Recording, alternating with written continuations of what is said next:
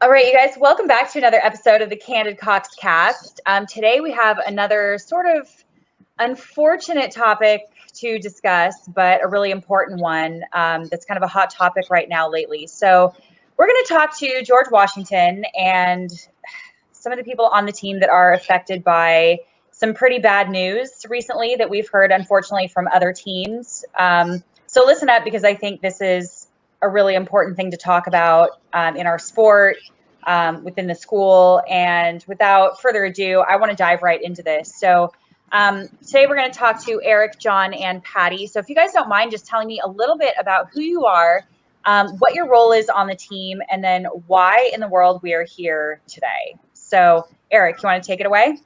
Sure. I'm Eric Gehrke. I am the head coach of GW men's rowing, and have been the head coach not for too long. Actually, started the job in late January, and it has been and continues to be, even among everything, a blessing. And I'm very proud of these guys and especially these two that are here today. So I really come kind of hopefully just as a support mechanism for Paddy and John. And my goal for these gentlemen and the others on the team is to make sure everybody is lands on their feet and is advocated for. So that's my role.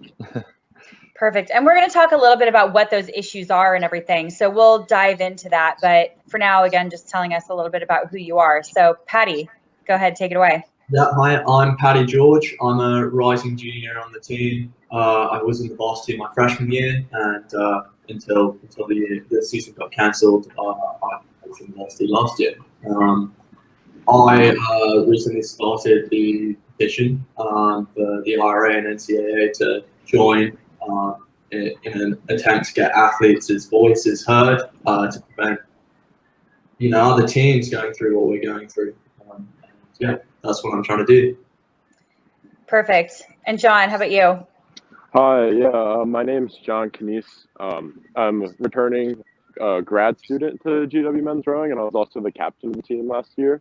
So I'm just here today really to kind of talk about this movement that Paddy's starting, which I think is going to be really beneficial for the whole rowing community in general. And I think Paddy's been doing a great job with it. And then also kind of to speak about how the team's looking right now, because I'm in constant communication with guys on the team, and how we're moving forward. Okay, so we've hinted a little bit about what's going on, but can one of you guys, tell me what the actual issue is? What's happened here? Obviously COVID-19 has caused fiscal issues all over the US, and I think universities of all the institutions are feeling it pretty hard, and universities are they've got to make some tough decisions in order to prevent the deficit which they're faced with because of what COVID-19's done. And we've seen it at Stanford, we've seen it at Dartmouth lightweights. Rowing is one of the sports that's being cut. Yeah, and what do you think? Do you think more teams are going to go this route as well? Well, we've just obviously seen that the football season has been cut. We all know that that's a big money-making sport for the universities, the broadcasting rights and such. So I think the schools are faced with more difficulties, and they've already seen a couple of schools cut their rowing teams. It probably is a little easier to cut theirs. Yeah, I know, it's definitely true. And so why do you think it's happening now? I mean, the school season is kind of starting. It's supposed to come up now. Did they not know about this ahead of time, or why are they making this decision right now? That's a hard question. I guess that's the administration's prerogative. They've got to make sure that they don't go under. So I think Paddy, if I could jump in. Yeah. The playbook is kind of changing every day, and The universities are making decisions that are really difficult on a lot of levels. With the normal staff layoffs and furloughs, and not bringing students in for housing, which is a big part of kind of how all the money moves. So, the universities are having to make some kind of widespread tough decisions depending on the week, and the timeline is certainly not ideal, but it aligns with the fact that the schools are learning something new almost daily, and at that point having to have discussions that maybe we wouldn't have had 2 months ago, when we thought that the country would be prepared to return to school come August and September. So, it's hard, and the timeline is definitely challenging. We appreciate, obviously, at GW, unlike some other programs where we have a year in front of us and we can really carry that forward. But yeah, the timeline is definitely unenviable, but also part of just the current kind of economic crisis that everybody is in. And how was the news broken to you? Eric, I'm sure it was you first and then you had to tell the team, or how did you guys find out that this was happening? Yeah, so we found out on a Friday. We found out the day everybody found out. Got a phone call in the morning, and then we had a larger kind of department staff meeting, and then we had a meeting with all the athletes that were affected. And right when the meeting finished with the athletes that were affected is when the university released the statement, and obviously sent emails to the community and the alumni. So it was, I think handled, fairly tactfully in the timing, but at the same time, never the news you want to hear on a Friday. Absolutely. So. Yeah, of course.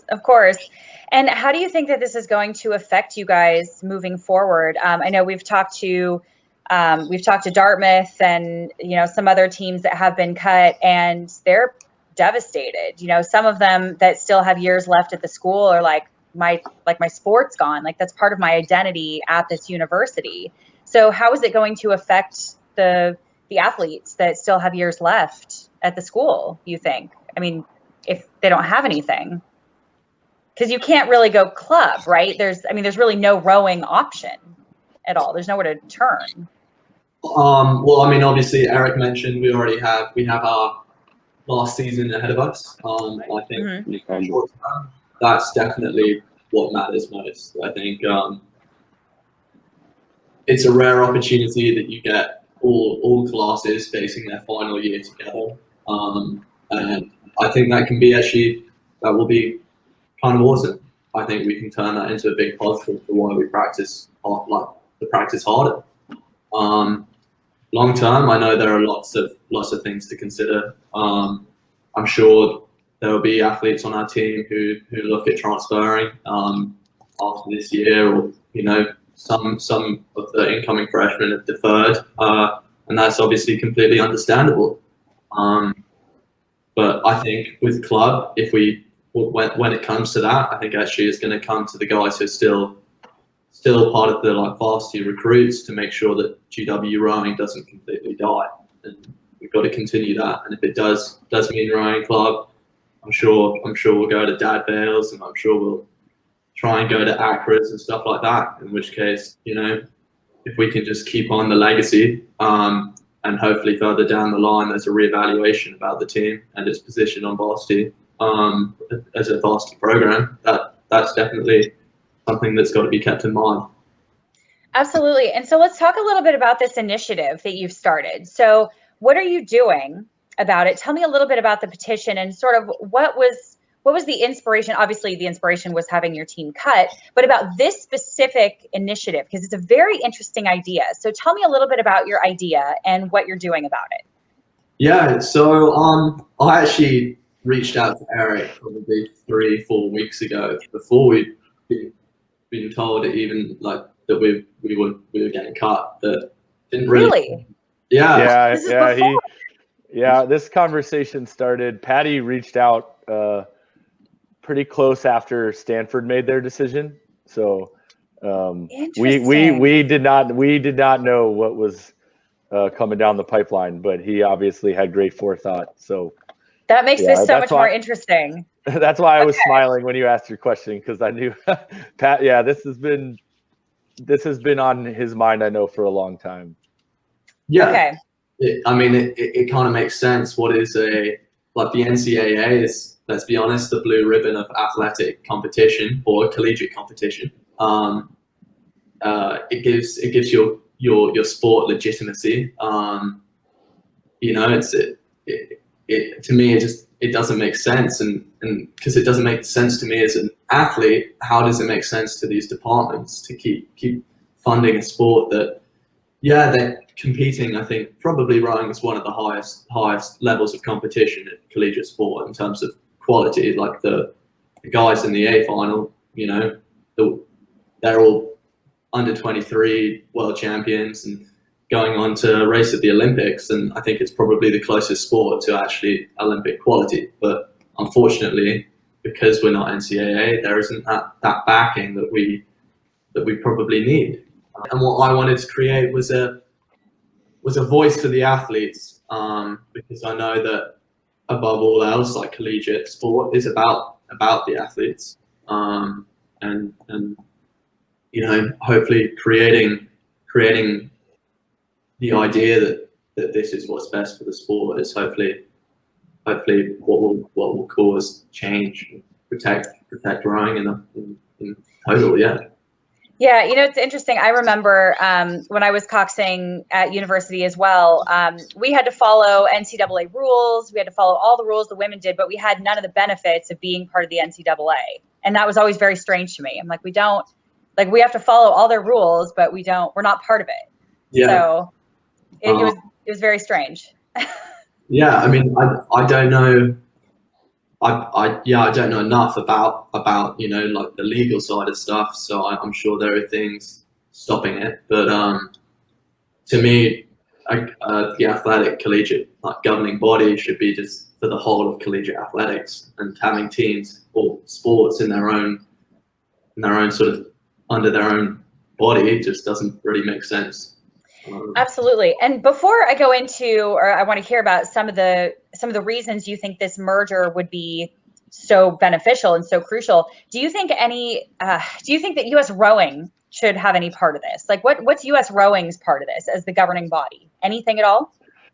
I mean, it's tough, isn't it? I think that's probably above my pay grade.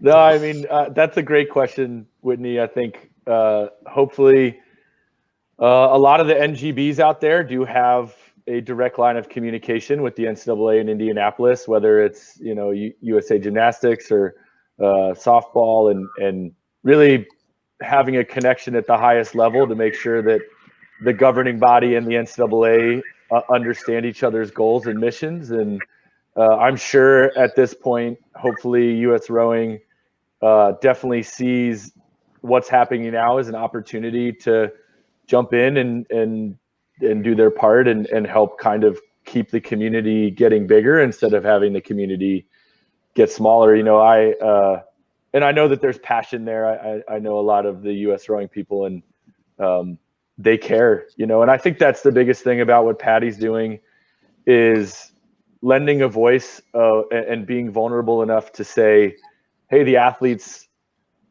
are pro this decision in the long run. And I know that there's some really great coaches out there that I've spoken with in the IRCA who, from the coaches' angle, are saying we have an interest too, right? And there's a hope that if the whole community, every piece of that pie chart says that there's an interest, that we can kind of create a groundswell and get to the point where becoming an NCAA sport and being sponsored is a reality. Because I know for us, you know, just speaking on fact, that was a big part of what was cited by the university in its FAQs of why men's rowing was on the list.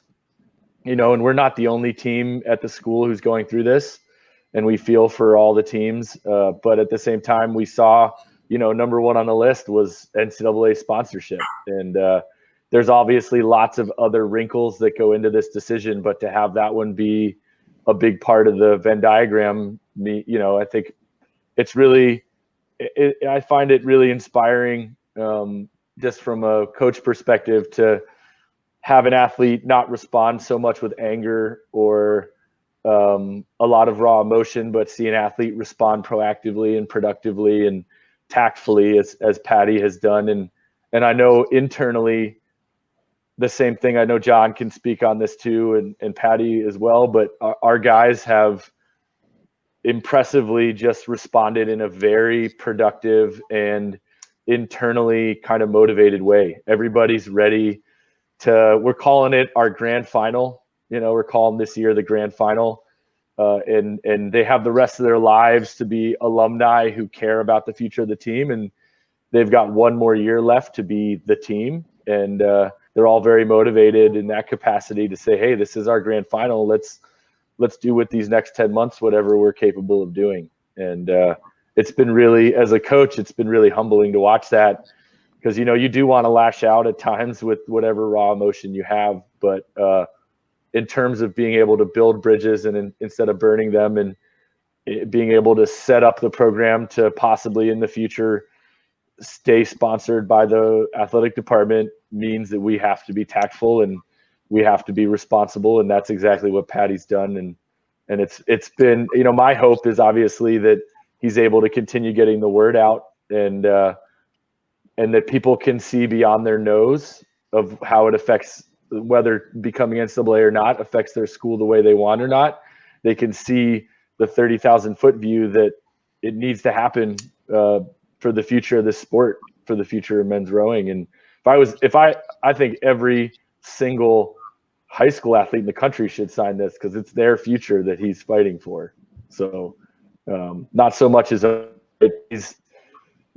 Paddy's future's kind of locked in, and he is where he is, and he's gonna handle the obstacles in front of him as mountains to be climbed and not burdens to be carried. But anyone who is coming up through the ranks that are going to be in these shoes in a couple of years, they gotta put pen to paper on this. So. Absolutely. Well, obviously, I will do anything I can to help. I'm really glad you guys came on to tell me about it. And, let's get as many people to see this as possible. So before we dive into the actual benefits, because I would love to hear what you guys have sort of laid out as some of the benefits for this merger. But who is going to see this petition? Like, if you took a petition with 10,000 signatures to the NCAA or the IRA, who is going to look at this? Where is this petition going to end up? Yeah, I mean, that's a good question. I think from the NCAA side of things, we know that they're the advocates for athletes. They're the ones who protect athletes in collegiate sports. And I think from that side of things, if there are 10,000 signatures, you can see that a lot of them are athletes, and hopefully we can get more teams on board and get them starting to make statements about why they think this needs to happen as well. I think they'll feel the need to step in and approach the IRA, and then hopefully with the IRA they can see that the athletes are wanting it, and then they've got to do their part to make sure that the legacy of rowing doesn't just end. So it gets you a look. Yeah. It gets your foot in the door, gets you a look. Exactly. Okay, perfect. Well, let's dive into some of these benefits, because I think I've seen your petition and you guys have laid out some really interesting ideas and some really interesting benefits, and it's pretty cool. And I'm shocked that something like this hasn't come up before, or has it?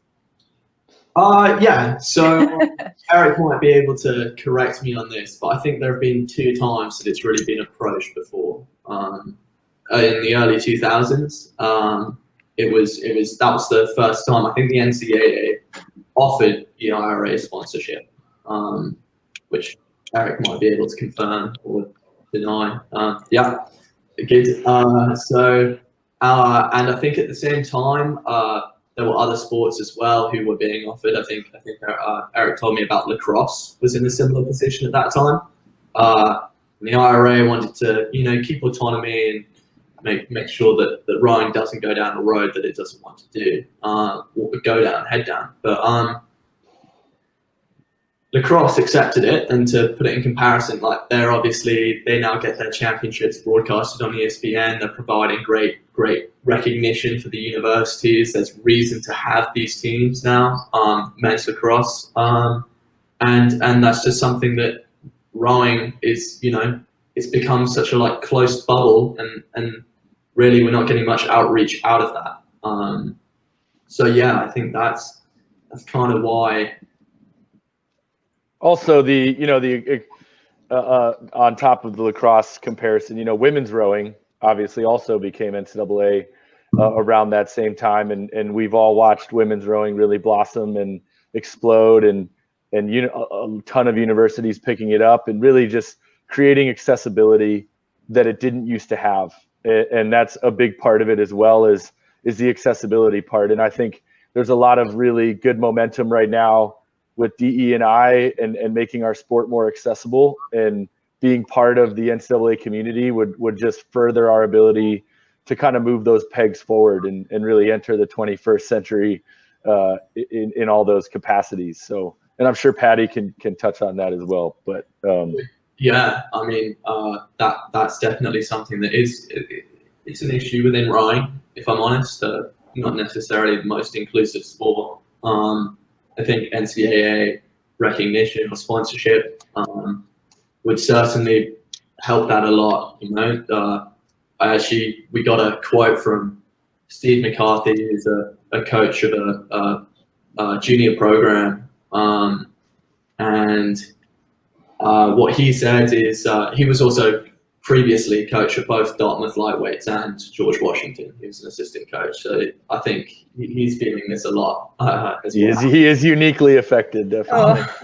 But he's now coaching at the Foundry Rowing Center. Is that right, Eric? Yeah, in Cleveland, yeah. And I mean, what he had to say is, if it's NCAA, it opens the door of visibility for people to get involved in the sport.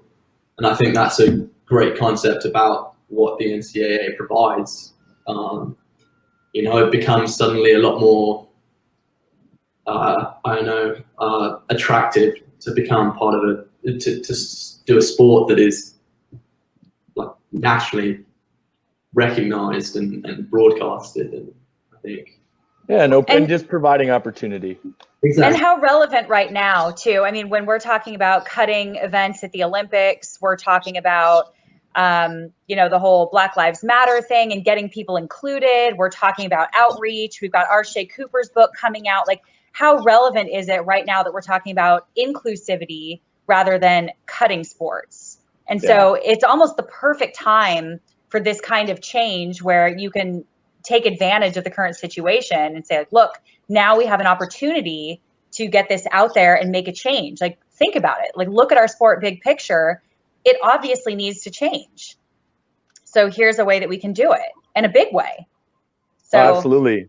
I mean, that's, there's a good quote out there that is, I'd rather be excluded for who I include than included for who I exclude. And I think we definitely are moving the peg forward with the idea of being inclusive, and being sponsored as an NCAA sport really opens up athletic departments and conferences to hold championships. And then if our sport counts towards our conference championship, then we become that much more valuable to the athletic department. And then the support comes back towards us because they want us to do well at our conference championship that's internal to the NCAA instead of external.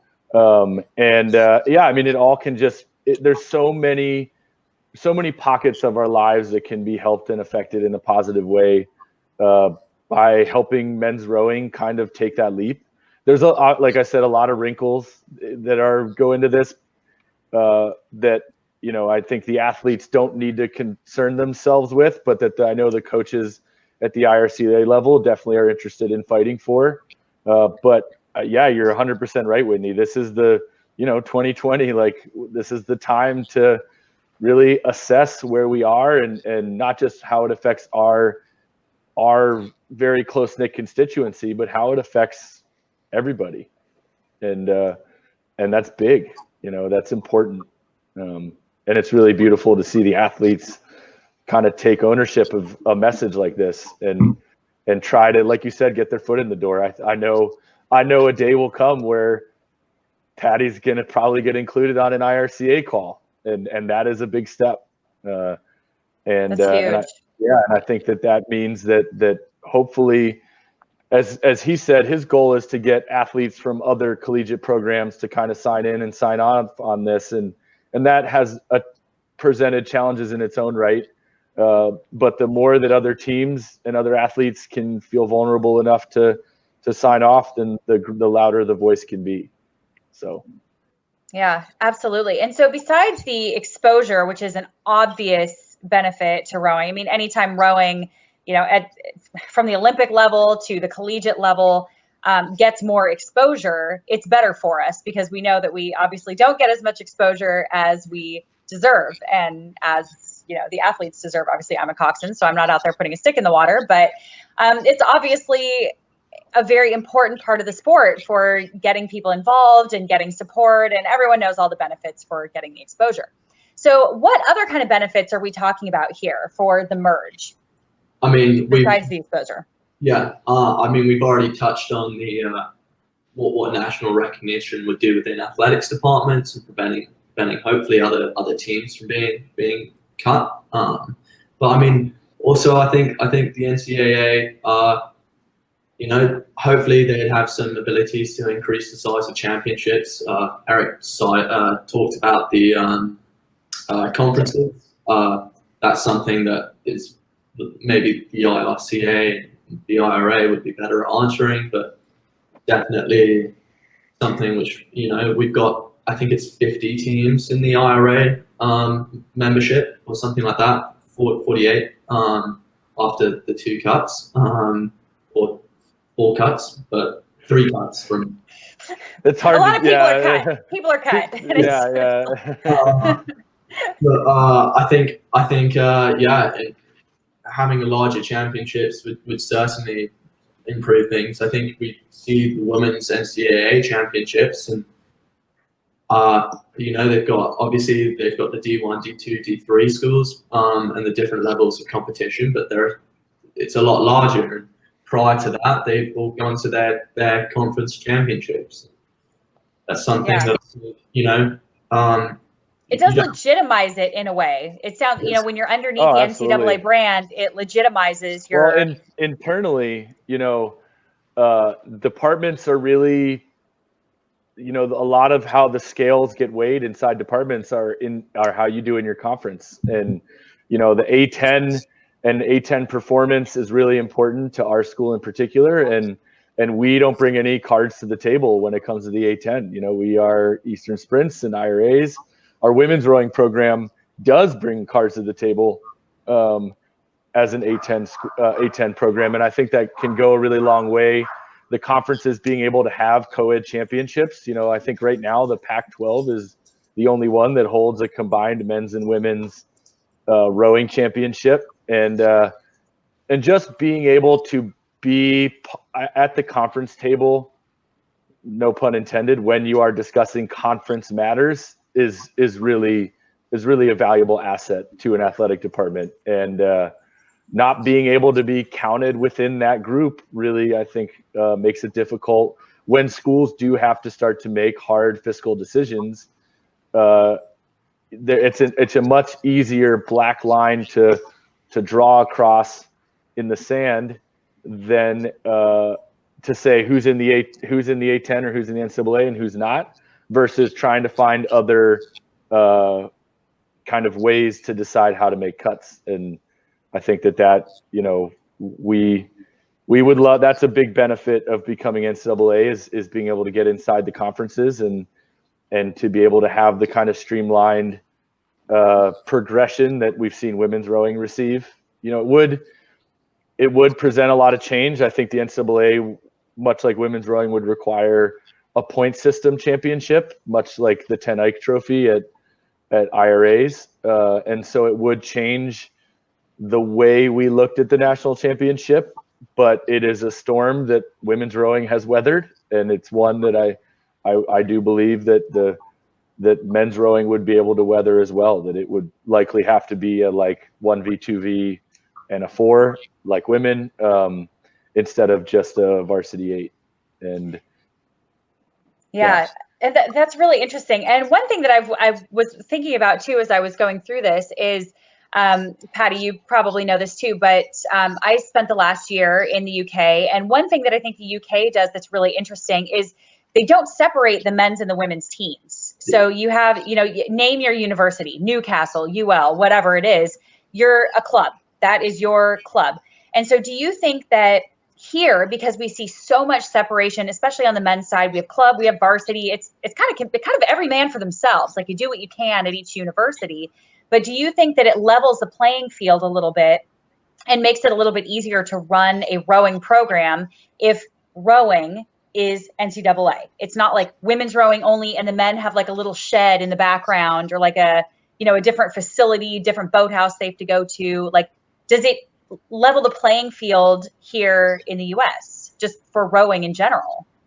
Yeah, I mean, that's definitely something about it, isn't it? I mean, I've always been kind of bewildered by the kind of men's rowing, women's rowing dynamic that's out here in the US, coming from the UK. I think definitely like the combination.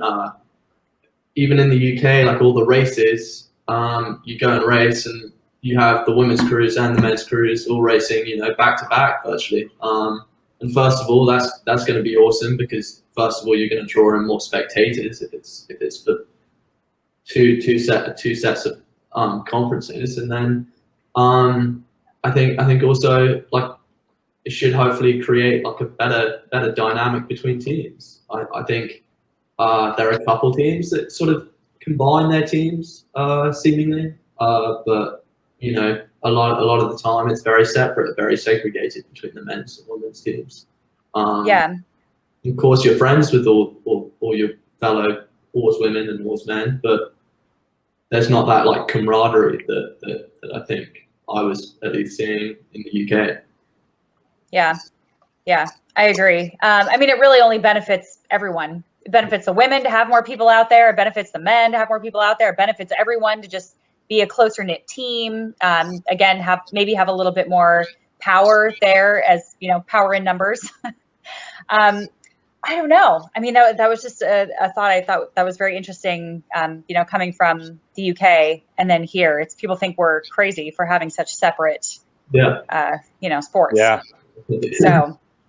And the team pride that would come with it, of having such close knit interaction, I think would only be a net positive. You can even look at University of Washington has one Instagram for their men's and women's program instead of two separate Instagrams, and you see how well those two teams work together and their synergy, and you think, man, if our departments and our teams could operate in that fashion where we're going to the same races and we're going to be at the same similar championships, that the pride that you can internally grow between the two programs could be pretty epic. Yeah. Now, do you guys see any potential issues where, either the IRA or NCAA could come back to you and say like, we're not really sure about this? Like, will it be an issue having, female coxswains coxing men if NCAA technically calls it a men's sport? Are there any little issues like that where you can see them coming back to you and saying like, we're not really sure this is the best option? And then if there are issues, how are you guys addressing those? I mean, I'm sure there will be issues. This is going to be quite a difficult thing to undertake for both parties, both the IRA and the NCAA. So I fully appreciate that it's not just going to be like a clean, we're now NCAA endorsed. So with the having women coxswains on men's teams, I don't know. I guess Eric might be able to be a little bit more on that. I guess the argument would be is FISA, the governing body, is I mean they allow it in their rules, and I think for the NCAA to reject an international governing body that works with the Olympic Committee and stuff like that, I think it's going to be a hard one to. Not that I'm biased or anything. Yeah. No, that's a great question. There are a lot of obstacles, Whitney, and I think Patty put it well. Like, kind of a so what. Like, I mean, there's going to be obstacles. That's Yeah. you know, a lot of the most fulfilling roads are also the most challenging ones. And you know, it's very likely, you know, as I talk to the other coaches in the IRCA who are doing an unbelievable job to try and make progress on this, you know, we'll run into issues with obviously no betting tees, no racing after the championship, so the Harvard Yale race. The NCAA championship would likely be smaller because it's invite only. So, you know, instead of bringing in 20 something teams to race over the weekend, it's likely to be, you know, 8 to 12 or something to that effect. So it becomes more exclusive at the championship level, but inclusive at the conference level. And, you know, these are just hopefully, like we said earlier, parts of this discussion where we can kind of see beyond our own nose and see the benefit it can have in the larger community and say, okay, we can handle that. Like it's going to be hard and there's going to be there's going to be pockets of this that we don't like, but none of them are deal breakers, right? And in terms of the grander scheme. So yeah, I mean, we definitely appreciate the challenges that this will present, you know, even in trying to get a conference to sponsor a change to the NCAA. You've got to find a conference that's willing. You've got to have a matching women's sport. There's just a lot that goes into it that asks us to go outside our comfort zone and outside our bubble. And I think as a young coach that's great. You know, you know, being a youth rowing coach for a long time, there's so much innovation and change at the youth level in an attempt to positively affect long-term athlete development. And you hope that you can see that kind of innovation and change trickle upwards. So I think it would be great, and it would ensure a bright future for men's rowing, you know, and this petition and anything that comes from it and anything that comes from the IRCA is likely not to affect John and Paddy personally. Like we said, their paths are mostly set. It's really about creating a message that will affect those that come after them. And that's the real legacy. And it seems to, like, for now, step one, like we talked about earlier, you're getting your foot in the door, and you will start to address these other issues as they come up. So you're not trying to take on everything right now. You're just starting the conversation, getting your foot in the door with this petition. Is that right? That's exactly it. You know, get sure that this is a conversation that's being had. You know, for John and I, two guys who've been affected by this directly, I think we can both vouch. Like, probably to get done sooner rather than later. Otherwise, we're going to see more teams in our situation, which is going to be awful. Absolutely. Well, again, it's such a good time, I think, to really jump on this, and I'm really excited to see where this goes. And of course, will help however I can. Tell me a little bit about what people can do. Like, where can people find this petition? What specifically do you need people to do? And who do you want to be signing this? Like, who would have the most impact in signing this if you took this to NCAA? I mean, the most impact is definitely the athletes and the alumni. Okay. The two groups. Initially, I'd actually kind of just wanted this to be quite discreet and just to go around the athletes and alumni. And then my teammates got excited and started sharing it on social media and stuff like that. And then I realized that's great. We can work with numbers. And actually, when it comes to getting athletes directly to show their support, I think there are other ways of doing it. You know, getting schools or teams talking with their captains, talking to their leaders, trying to make sure that you know, if they're comfortable with it, trying to get them to you know, write their own statements on the matter. And I think that's how going forward. I think we want to approach it is getting more athletes talking with each other. And, you know, everyone in the rowing community, someone knows someone, and that's how it's going to work. I think is slow but sure communication. And is there a time that you're hoping to actually take this petition to NCAA and IRAs, or is it just as soon as possible, or do you have a what kind of timeline are we looking at here? How much time do we have to get this signed by as many people as possible? That's what I'm asking. How much time? Because we can make things happen here. So how much time have we got? It's a good question. I think the timeline is as soon as possible, but the thing I think we have to make sure we have before we do it is at least a large proportion of the team supporting it. I think we can't. We're claiming to be this athlete movement. We can't do that without actual, backing of the athletes. So yeah, I mean, Okay. I think the timeline's a great question. If we consider backwards from, the next big NCAA kind of summit of meetings is usually like right before the summer, so like May or June. If we think of it in that capacity, we do have a little bit of time to pick up grassroots momentum and get over 10,000 signatures and be in a place by next spring to have a louder voice. I also appreciate from Paddy that he wants this to be very athlete oriented because he recognizes that there's some really good work happening with IRCA coaches on the other end of the spectrum. And so when the day comes where the ideas need to come together, that he can do it tactfully and respectfully, because there is a lot of really good work that just hasn't been publicized yet of the IRCA trying their best to advocate for our teams. So Absolutely. Well, you guys are doing a really good job, I think, just getting the ball rolling and starting to build your case now. And I'm sure you'll think of things as you go, issues that come up. You'll kind of, your case will gather a lot of ground. And it's really exciting that somebody is jumping on this, because I think it's been a long time coming personally. So, I've been through it too. So I totally relate. And I'm so excited that, somebody is taking action on it. So is there anything else that we missed or that people need to know? I know we'll put the link for the petition in the show notes for sure. Is there anywhere else you want people to go, follow, take an action anywhere?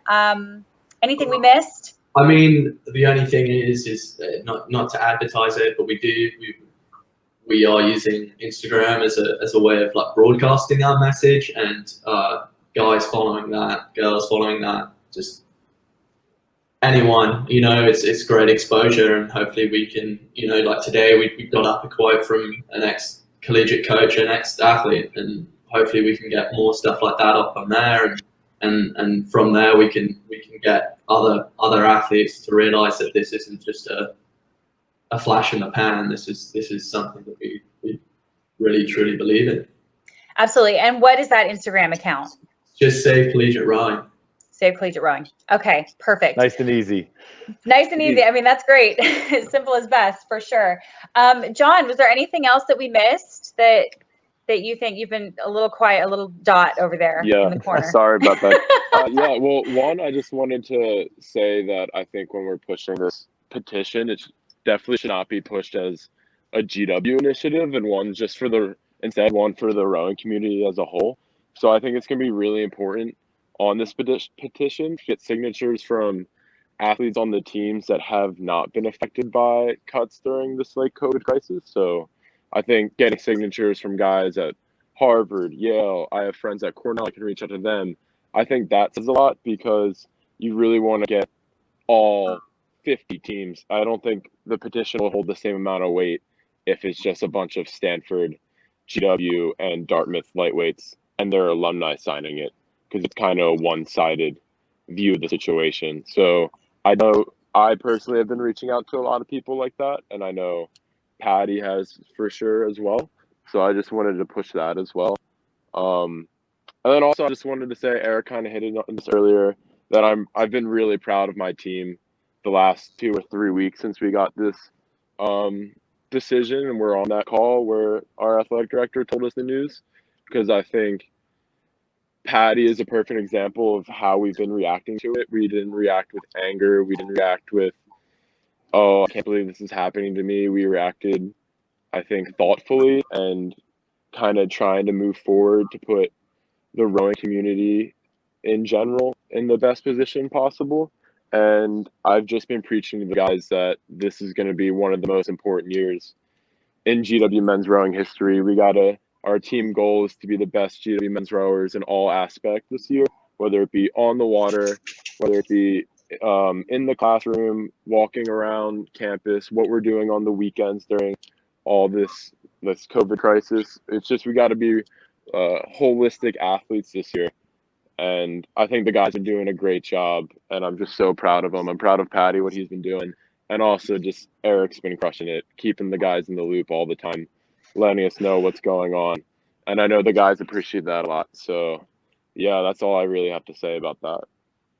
That's awesome. Well, anything else that we missed that you guys want to add before we sign off here? We just really appreciate this, Whitney, and the exposure for the message. You know, it's gonna keep taking people to be vulnerable and go outside their comfort zone, and we look forward to watching the world do that. So yeah, thank you so much for this platform, because all you can really ask for is just to kind of get a seat at the table and have someone listen to you. And I think getting this petition up there and having people sign, it's the way we're going to do that. Absolutely. Well, you guys, the honor is all mine. Obviously, this is an issue that's very near and dear to my heart as well. So I'm more than happy to help in any way that I can. I know I'm not, the NCAA broadcast network, but we do have a big network, and we have, a very wide global network of people that follow, and, I will do anything that I can. So I'm happy to help. I'm really glad that you guys came on to tell your story and tell me a little bit more about it. So I learned a lot from you guys. So thank you so much. Of course. Thank you.